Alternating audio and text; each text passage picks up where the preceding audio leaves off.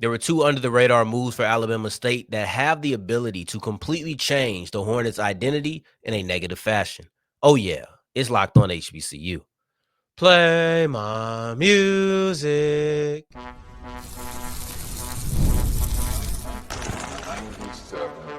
You are Locked On HBCU, your daily podcast covering HBCU sports. Part of the Locked On Podcast Network, your team every day. What's going on, family? Welcome back to another episode of the Locked On HBCU podcast, your number one daily one-stop shop for everything HBCU athletics, Monday through Friday. Part of the Locked On Podcast Network, your team every day. And I, of course, am Darrion Gray, a.k.a. the Mouth of the South, Texas Southern alum and former TSU Herald Sports editor and current contributing writer at USA Today's Saints Wire. Thank you for going on this journey with me. Make a Locked On HBCU your first listen of the day, every day. And remember, just because the mic cuts off does not mean that the journey is over. It just means it's time to follow me on Twitter at South Exclusives. Starts with an S and ends with an S. Today's episode is brought to you by FanDuel. Go to FanDuel.com to make every moment more. If you're new to FanDuel, you'll get $250 back in bonus bets when you put down your first $5 bet, win or lose. Go to FanDuel.com to get started. For those who were here on a couple of episodes ago, or maybe it was just yesterday's episode, we pulled a quick audible. You had FAMU that was supposed to be on Thursday. Well, we're going to push that on to Monday. And today we're looking at Alabama State's season in review because there was a big-time move that happened just this week that made me realize Alabama State's defensive identity is in complete question. It's up in the air. But I want to wrap up today's episode with looking at Alabama State stars. In segment 2, we'll look at the Andrew body injury and how I believe that completely disrupted the flow of what Alabama State's season was supposed to look like. Biggest injury in black college football, if you ask me. But we kick this thing off with two under-the-radar moves that have the ability to cripple the identity of Alabama State. Ryan Lewis Sr., your former defensive coordinator, is now at Alabama Birmingham. And then you have James Williams, your former cornerbacks coach, who is now at Kennesaw State. The loss of these two men on the coaching staff, in my opinion, has the ability to cripple what Alabama State has been built up to be. Alabama State is a team, for better or worse, that is led by their defense and has questionable offense. We're still trying to see if the offense is going to get it together, but now I have questions on the defense because this was your defensive coordinator, and then I would say this is the leader of the best position group that you've had for the last couple of years when you're talking about the cornerbacks. Many would say Eddie Robinson Jr. is a defensive-minded head coach. As long as he's around, then the offense, as long as he's around, the defense will be okay. I don't know. Because Eddie Robinson is a delegator. Eddie Robinson is a guy who's going to float around and make sure everybody's doing what they need to do, but he's not necessarily going to fully invest in the defensive side of the football. That's how it was presented to me when we had him on the show. He talked about his style and how sometimes it's hard for him to not interject. Does he take that restraint away now?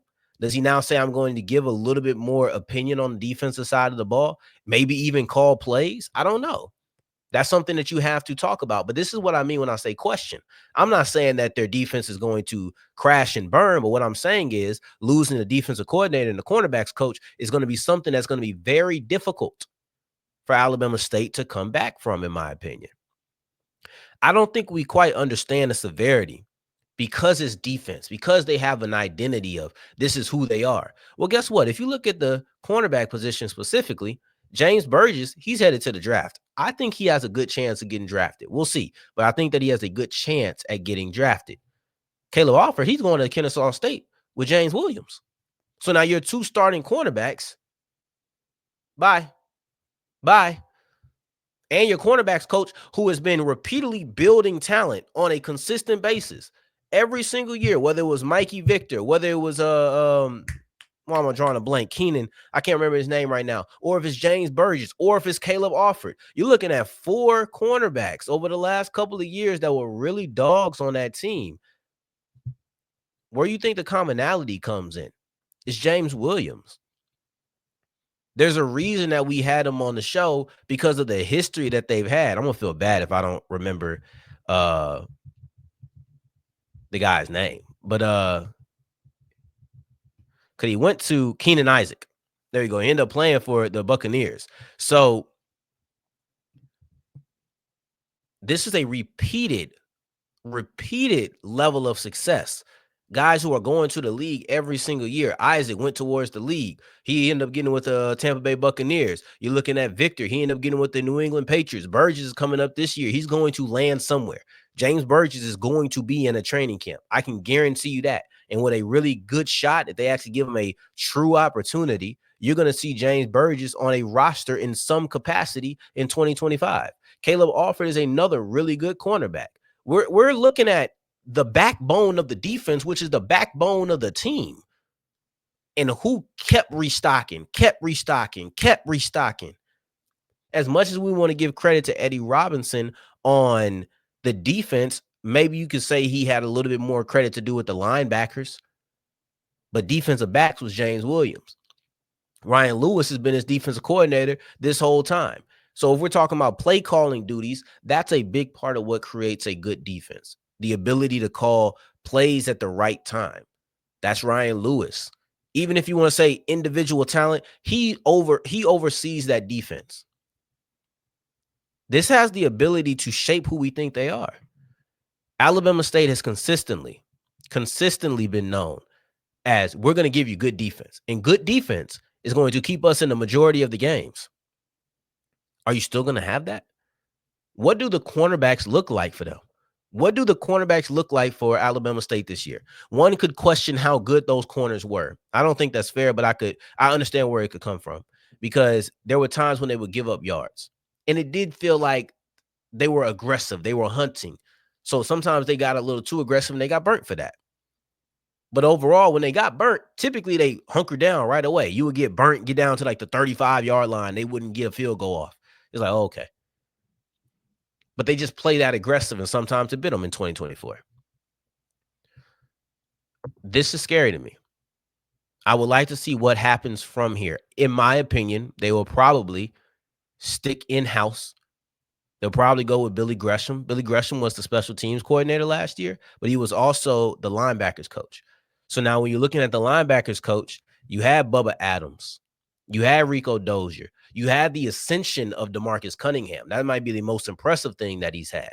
But Cunningham was a first-team all-SWAC player this year. Dozier was a dog. We're going to get into the stars, and Dozier and Cunningham are both going to be guys that we mentioned. So maybe you see Gresham come up and they say, all right, we're ready for you to have control of the defense. He was pretty good at special teams. Like I like McMinn as one of their covers or kick returners. These are things that we're going to have to talk about. These are things that we're going to have to look at because in 2025, you don't know until you get proven. We still have to see it happen. Is Alabama State going to be the suffocating defense that we know them to be without their cornerbacks coach and defensive coordinator? These are questions that we don't have the answers to right now. And I don't think we can make the assumption that nothing's going to change.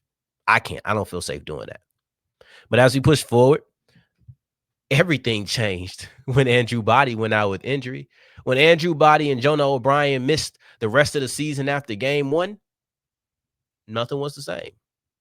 I think this is the biggest set of injuries. Not even set. This is all about Andrew Body. Andrew Body is the biggest injury in Black college football this year and easily the biggest trajectory changer for Alabama State. Let's look at what this all means as we continue with Locked On HBCU. Today's episode is brought to you by TurboTax. This message is from TurboTax. Are you tired of the endless waiting, wondering, and worrying about your taxes? Well, now that's all a thing of the past. You see, taxes don't have to be complicated or stressful.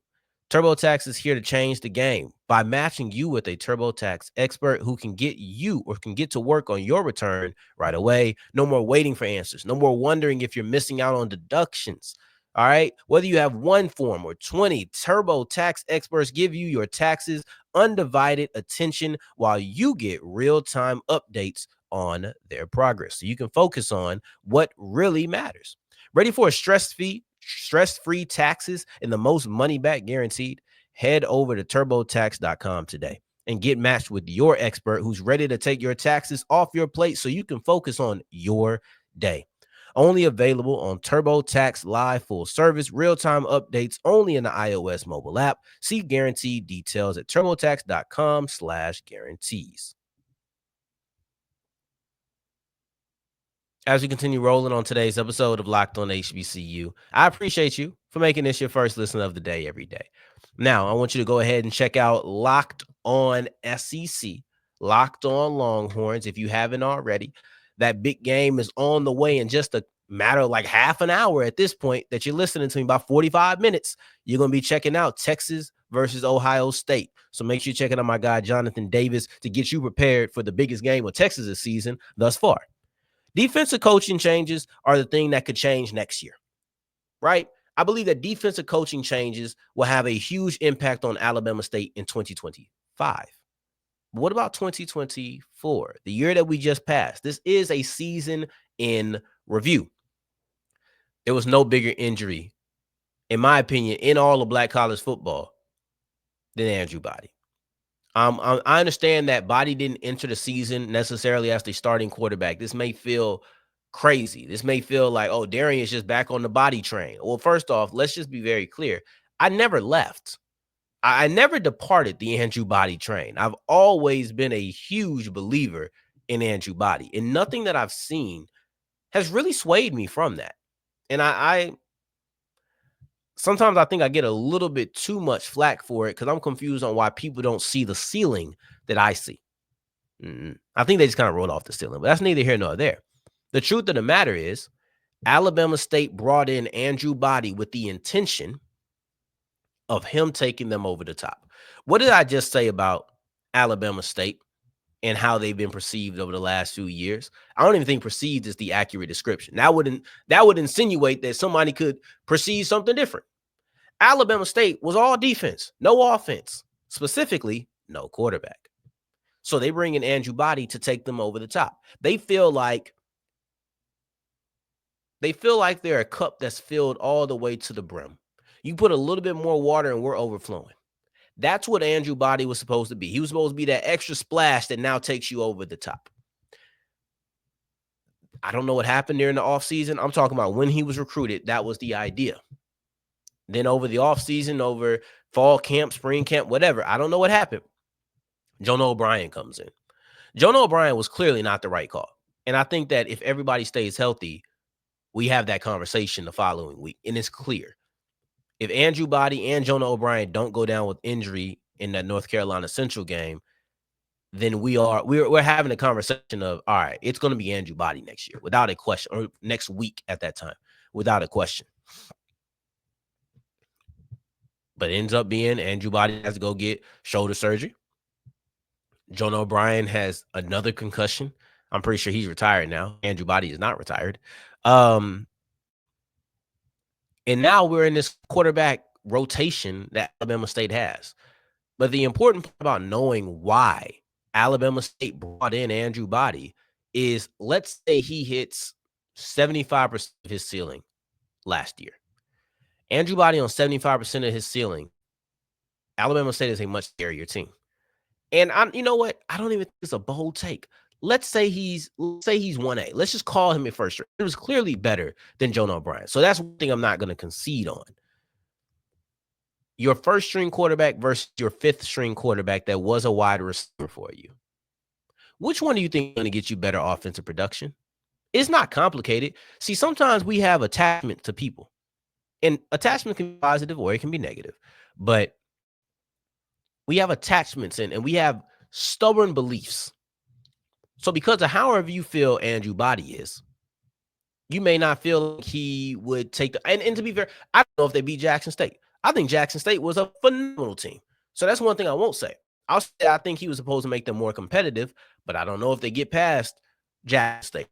I'll say this, if their defense holds JSU the way that they did in a game with Andrew Body, you stand a much better chance. But I don't know if Jackson State even plays the same way they do if you're looking at Andrew Body opposed to a Kareem Keye.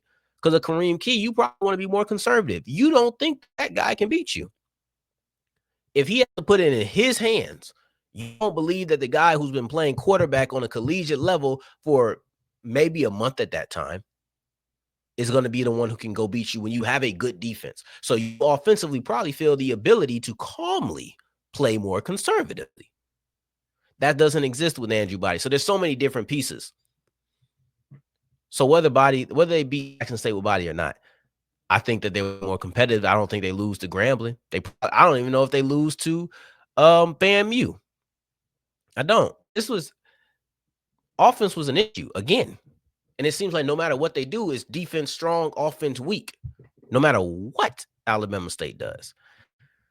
But anyway, that's just one of the biggest reasons. Also, Body not being the starting quarterback in week one, that was especially the usage of him not being a starting quarterback was crazy. The way they used him was egregious, right? They used him as a running quarterback. Number one, you made a dual threat quarterback into a singular threat quarterback and then took away the quarterback aspect of it. That's just terrible planning, in my opinion, right? And that's the reason why it's difficult to get behind the OC. But you make him a runner. You take away his passing. So clearly you think Jonah O'Brien is a better passer, whatever. But now you're predictable as an offense. When Body comes in, we're running the football. When Body's not in, we're most likely passing. I thought that was terrible game planning. But don't rehash things from week one, right? The second part about that was terrible is you knew Body was coming off of a shoulder surgery. Was it a long time ago? Yes. But the first game back, you're not supposed to run him a million times. That doesn't make sense. It's not intelligent planning. So I would assume that plan would have changed in week 2 and beyond. He wasn't just going to be run. He was going to have to throw the football, and I think he would have done it well. And I'll have another star to highlight in segment 3, but I could imagine Holtzclaw with Body, Kinsey with Body. I think that would have made that offense way more dangerous. So if you're looking at the impact of this injury, I think it's the most impactful injury in Black college football this year. The only reason I didn't do a segment 1 is because we talked about Body quite a few times, and I thought that these under the radar moves needed to be not under the radar. But let's not get it twisted. Andrew Body going down week 1 capped off the ceiling of Alabama State. It led to 5 quarterbacks being played for Alabama State. A guy who played wide receiver is now playing quarterback. But speaking of Kareem Keye, he's actually one of the stars that I want to highlight because for everything that was stacked against him, I believe that Kareem Keye played admirably. Let's take a look at the wide receiver turned quarterback and the other stars from Alabama State's season as we wrap up today's episode of Locked On HBCU. Today's episode is brought to you by FanDuel, and FanDuel is the official sports book of the Locked On Podcast Network. The NFL playoffs are here, and we all know that the playoffs are unpredictable. It doesn't matter if it's 7 versus 2, if it's 4 versus 5, if it's 3 versus 6, or maybe in the second round when 1 has to play 7 because 7 upset 2. Anything can happen. The playoffs are unpredictable, and that unpredictable nature actually works in your favor. How? Because if you go to FanDuel.com and you put money down, $5 bet at least, you put down a $5 bet. It doesn't matter if you win or lose. FanDuel understands because it's unpredictable, we'll get you $250 back in bonus bets no matter what. But that's just the season that FanDuel is in. You can put money down on basketball and get the same advantage. So you go to FanDuel.com right now. You have a college playoff game tonight. You have playoffs this weekend all the way into Monday. Some say this is the greatest 5-day football stretch. I say it's the greatest 5-day FanDuel stretch. Go ahead and go to FanDuel.com to make every moment more. As we're wrapping up today's episode of Locked On HBCU, I appreciate you for making this your first listen of the day every day, making it all the way to segment 3, and I thank you 2 times for that. Thank you. Thank you. Woo, Alabama State's season in review. This was one that I was waiting to do. I was excited for this one. And as you could tell, I didn't think that James Williams and Ryan Lewis were going to be gone, but I was excited to bring the news about Andrew Body's injury and the impact. I thought that was such a good story, and it was one that I was excited to tell. Then when I saw the news about Lewis and Williams, I said, ooh, that's a story I'm excited to tell too. The last part of this conversation, though, is the stars from Alabama State's 2024 season. The truth of the matter is, Alabama State is a defensive team. They are a defensive team that had some offensive players. I liked McMinn. I did. I thought McMinn had a solid year, but I'll be doggone if I don't start off this whole conversation with the defensive side of the ball. James Burgess was an absolute black hole this year. He just was. And I think that he deserved more respect in the defensive player of the year conversation because no disrespect to Andrew Jones, no disrespect to Kelby Givens, I would say that James Burgess was the most consistent defender in the SWAC. He was up. I think that it was Burgess, Jones, then Givens. Traquan Thomas has the argument in there too. But James Burgess is the Aeneas Williams Award winner. There's no surprise to any of us who was following that. I knew probably a month before the award came out that it was going to be Aeneas Williams. And not because I got inside information. Shout out to me. I am a voter. But but also because you just watched it. You knew who it was going to be. Everybody knew this was his award to lose. I knew before the ballots were open that it was going to be Aeneas Award, or excuse me, that James Burgess was going to be your Aeneas Williams Award winner. I knew that because you watch it. He's like, man, this dude is dominant. Teams rarely throw to his side of the field. And when they do, it's a pass deflection or it's an interception. They barely throw to him. He still had 4 picks and 6 pass breakups. He was the leader of the defense. And what impressed me the most is that James Burgess, this was crazy. James Burgess was such a good tackler this year. Such a good tackler. Had over 50 tackles. That North Carolina Central game, couldn't nobody tackle for Alabama State. Jamari Taylor was slipping through everybody's hands. But when he would bounce out to the outside, which was very common, James Burgess was there with a strong tackle. I walked away thoroughly impressed with what James Burgess was able to do as a physical player. We know what his coverage ability is, and I wish that I could. Mikey Victor was at the Shrine Bowl last year. I wish that James Burgess could be here. Oh, my God. I think Burgess is a phenomenal talent. I genuinely do. I think the world of him as a player. The ability to make tackles really upped it for me. 4 tackles for a loss. Sure tackling when the rest of your team isn't, and you're a cornerback, that's not necessarily what is expected from you. Got to give him a hand clap for that. Traquan Thomas. Traquan Thomas led this conference. He led the Southwestern Athletic Conference with 12 sacks. And if it wasn't for Givens being such a force in the run game, because he had a lot of tackles for a loss, Givens did. That's what made the difference. But if we were just going sack numbers and maybe if Thomas had more TFLs, then he would have been in that DPOY race as well. Alabama State is the only team I think that really had 2 guys who could have been in the race. And I think Burgess was third. I think Burgess was third because of the position he played. And it's difficult to be a defensive player of the year unless you have like 7, 8 interceptions. They didn't even throw the ball to him enough for that. Lastly, Rico Dozier and DeMarkus Cunningham, the best linebacking duo in the SWAC. The only linebacking duo that had 90 tackles apiece. Dozier is the only player in the SWAC that had 100 or more tackles and 4 or more sacks. Dozier was second. Cunningham was 5th as far as tackles go. This duo was just dominant. This duo was just dominant to me.